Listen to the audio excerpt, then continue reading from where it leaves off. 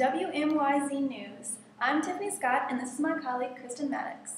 We are going to be reporting on a breaking news story.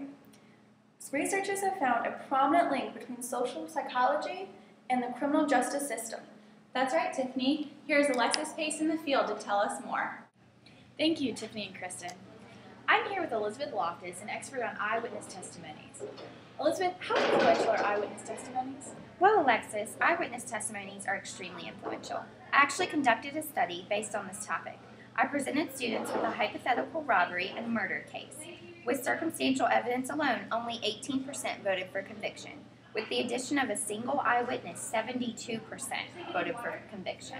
Wow, that's shocking. They really do have a massive impact. How accurate do you think these eyewitness testimonies are? Well, there have been a number of studies done on this topic and on the factors that affect the accuracy of eyewitness testimonies. A lot of time, the misinformation effect takes place. And what is the misinformation effect? The misinformation effect is defined as false information entering one's memory of an event after witnessing the event. This happens when information is suggested after the event that actually influences the witness's memories. Wow, that is interesting. Have you conducted any studies on this topic? Yes, I actually have conducted several studies. In one study, subjects were presented with a video and then were asked misleading questions that suggested the existence of objects that weren't actually present in that video. I found that those who were asked the misleading question were 6 times more likely to actually report having seen that non-existent object. Holy cow, 6 times? Yes. Also, in another study, I found that the type of language or the expressiveness of the language can change people's memories as well. In this study, participants were presented with a picture of a car. They were either asked how fast were the cars going when they hit each other, or how fast were the cars going when they smashed into each other. The results showed that the participants that were asked about the smashing reported the cars going faster than the other condition. Participants were also asked if any broken glass was portrayed. The participants in the smashing condition reported more broken glass than the other condition, even though there was none actually shown in the photo. What kind of suggestions do you have for reducing errors in eyewitness testimony? Well, I think that training police interviewers to avoid using suggestive language or asking misleading questions could potentially prevent construction of false memories. Furthermore, educating jurors about the unreliability of eyewitness testimony and raising their awareness of the possibility of false memories could definitely make a difference. That is amazing. Thank you so much for your time with us tonight, Elizabeth. Tiffany and Kristin, back to you. Thank you so much, Elizabeth, and thank you, Alexis. I wonder if there's any way to tell if the memories are real or falsely constructed. The brain is so complicated. Maybe studying an fMRI of the brain could give us more information about these false memories. Oh, hold on 1 second. Well, folks, it appears that we are just now finding out that our reporter Alexis Paice is currently meeting with a cognitive psychologist. Let's go to her. Alexis? So, you're a cognitive neuroscientist, correct? Yes, I am. Can you tell me a little bit about what that's like? Sure. Social cognitive neuroscience uses brain imaging techniques to study which regions in the brain are active. We use these images to increase our understanding of social thought and behavior. Wow, that sounds like it could have some pretty big implications for public policy procedures. Possibly. It is a rapidly expanding field, but some argue that it is still relatively new. It can help answer important questions, but the results can sometimes be misunderstood or misinterpreted. That is what I am currently working on. Wow, that sounds very complicated but very interesting. Thank you for joining us today. Back to you guys. Thank you, Alexis. All of this information about eyewitnesses and cognitive neuroscience is shocking. I know, I had no idea. Some of the interviews and witnesses can be very misleading. I wonder what it's like from a juror's perspective. Well, I think we have Alexis out in the field with people who have participated in a jury. Let's see what they have to say. Alexis? Thank you, Kristin. I'm live in the courtroom of the case that was just concluded. A 25-year-old woman was murdered by this individual, Joseph Beckham. The jury just concluded that he is guilty and will serve 2 years in a state penitentiary. I am here with 3 members of the jury to ask about how they made their decision. Thank you all for being here today. So obviously the defendant is very attractive. Do you think that his attractiveness played a role in his sentencing at all? No, definitely not. We looked at the evidence and that was all. Do you think that the attractiveness played a role today? No, we remain completely impartial. Do you think that possessing similar characteristics as the defendant, such as gender or race, can lead to a more sympathetic view of the defendant? No, I don't see why that would have an effect at all. In this case, the questionable evidence was presented, and the judge asked you to ignore it.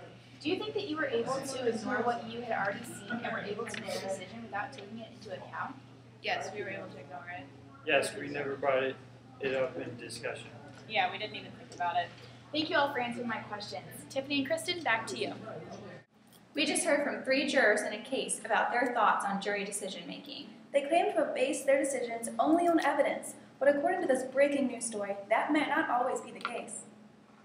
To elaborate further on this, we're going to go live in the field with Dr. Stacey Hines, an expert on jury decision making. Thank you, Stacey, for joining us. We are very interested in this topic. According to the jurors we just interviewed, attractiveness does not play a role in their decision making. Do you think this is accurate? No, Alexis, this is very inaccurate.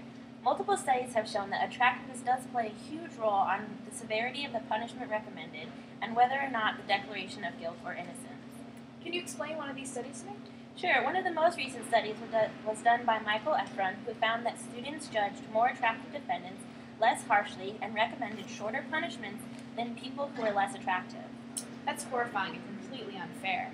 Are there any other factors that might play a role in this? Yes, there are actually several. In many studies with mock juries, they tend to be sympathetic towards defendants who share their similar attitudes, religion, race, or gender. I never realized those factors could play a role in that kind of decision.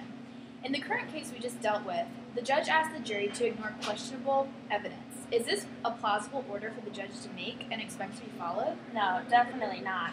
A study by Sharon Wolf and David Montgomery found that a judge's orders to ignore the testimony can backfire, adding to the testimony's impact, and we refer to this as reactance.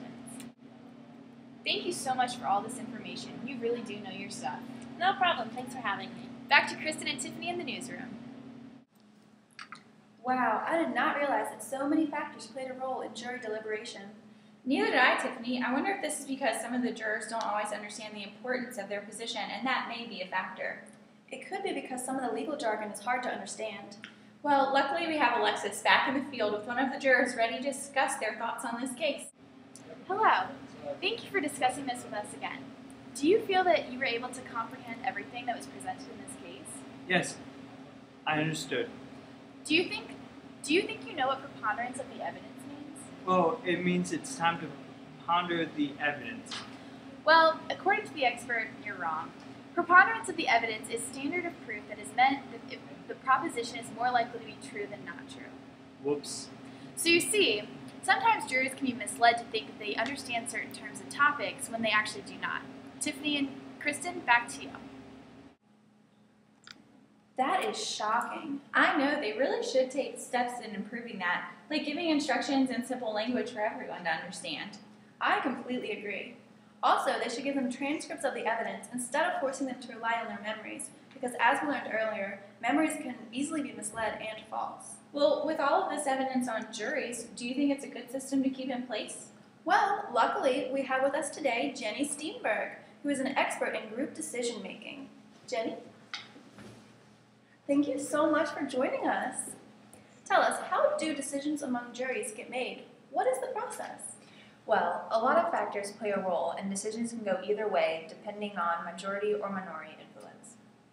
Can you explain that further? Yes, sometimes what was initially a minority opinion prevails. Jurors in the minority are most persuasive when they are consistent, persistent, and self-confident. If someone in the minority possesses these 3 traits, it is possible that they will be able to sway the whole group. That's very interesting, but does this affect sentencing at all? Yes, actually. Deliberation often magnifies the initial sentence. Robert Bray and Audrey Noble conducted a study and found that groups of high authorities initially recommended strong punishments and after deliberation were even more punitive. Likewise, the low authoritarian groups were initially lenient and after deliberation became more so. That's fascinating. Unfortunately, that's all the time we have for tonight. Thank you for tuning in, and thank you to all of our wonderful experts and guests. Thank you, Jenny. This has been a WMZY Special News Report. Have a great night, folks.